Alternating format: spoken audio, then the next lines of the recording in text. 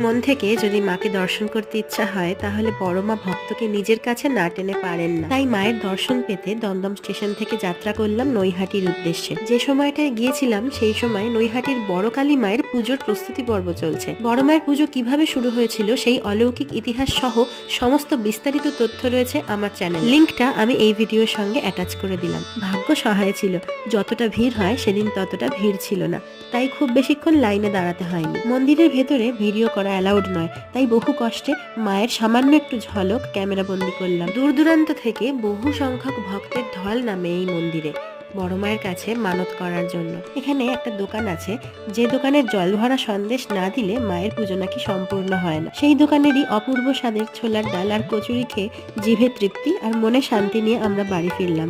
আবার হয়তো কোনোদিন পৌঁছে যাব বড় মায়ের কাছে, যখন উনি আমাকে নিজের কাছে টানবেন। জয় বড় মা, সকলকে ভালো রেখো।